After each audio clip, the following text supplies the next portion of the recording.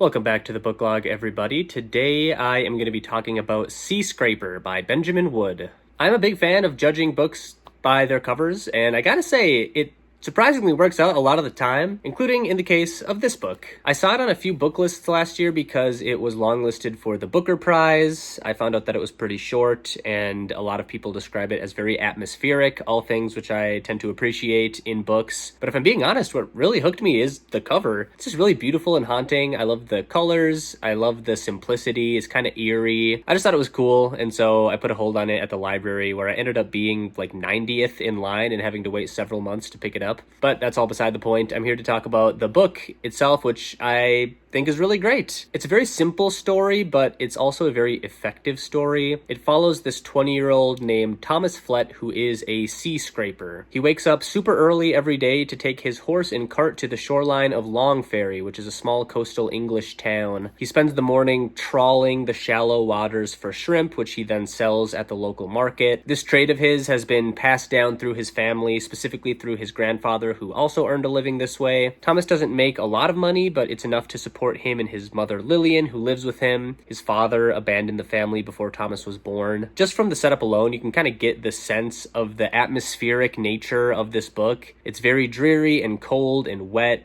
like dim in the early morning. Benjamin Wood spends a lot of time rendering the literal scenery of this world, the ocean and the sand and the strange geography and texture of the shore with its many hidden sink pits. He gets into the minutia of being a sea scraper, like how it works as an actual job, how you hook up the nets to the cart, how you prepare the horse, the behavior of the tides, which shrimp are good value. This might sound boring to people, but I loved it. It's very cozy. It paints a really vivid picture in your head. And again, this is a really short book, so it's not like there are hundreds of pages of this. He's just very efficient in establishing the mood. Outside of his work on the coast, Thomas hopes to one day make a name for himself as a folk musician. He spends a lot of his free time writing songs and practicing guitar, though he lacks the confidence to perform his own material at the town's club. He's also infatuated with Joan, a young woman employed at the local post office, who is also his best friend Harry's sister, but his shyness prevents him from expressing his feelings to her. The main tension of the story, if you can even call it that, involves Thomas meeting a man named Edgar Acheson, who is this charming American movie director who says that he is scouting locations for a film version of a novel. He explains that Longferry's coastline would be perfect for the movie. It's exactly how he imagined it in his head, and he saw Thomas trawling for shrimp earlier and thought he might be a good guide to take him around the shore and let him take pictures and whatnot. Thomas sees this relationship as a potential way to kickstart his career as a musical artist, but also on a more basic level, like as a way to lift him and his mom out of poverty and out of the mundane routine of his life as it's currently constructed. It's kind of a very hopeful story in that way. Unfortunately, their first excursion onto the beach turns dangerous thanks to Chekhov's sink pits, which I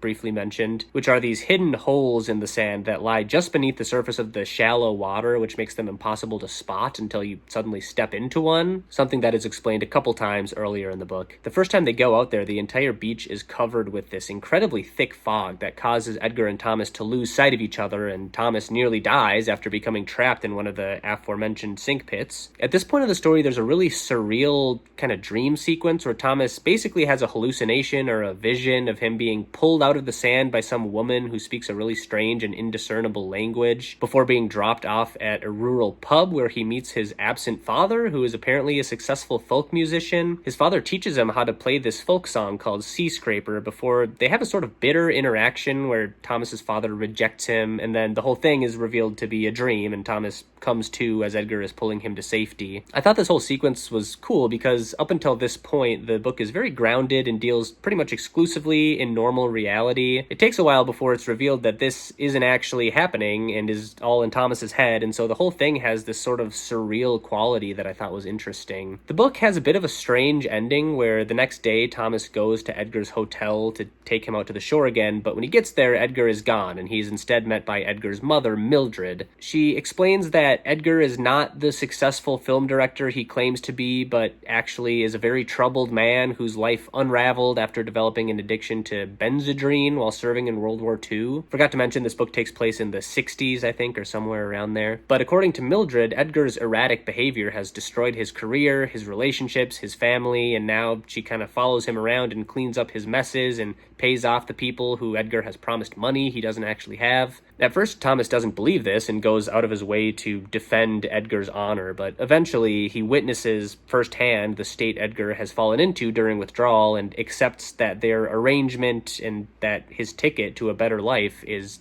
more or less over. But instead of despairing about this, Thomas kind of takes his life into his own hands, and the book ends with him getting the confidence to play the Seascraper song, which he still remembers from his dream, for Joan at her house. Funnily enough, the very last page of the book includes a link to a website where you can go and listen to the actual song, presumably recorded by Benjamin Wood, though I'm not sure. And it's a pretty decent little stripped-down folk song about trawling for shrimp, which I just thought was a nice touch. I think the thing I appreciate most about this novel is that despite how slight it is, it manages to find something that feels almost like mythological in what is otherwise a pretty ordinary existence. Like on paper, Thomas's days are pretty repetitive and uneventful, but at the same time, there's this beautiful fog-shrouded coastline, the folk music, the strange dream sequences, the ever-present danger of the sea, and they all kind of work together to transform Longferry into a place that feels like it's out of an old folktale or something. Thomas's life is mundane, but it feels mysterious and significant in spite of that. And if his life can feel mysterious and significant, maybe ours can too. I would give Seascraper a strong 8.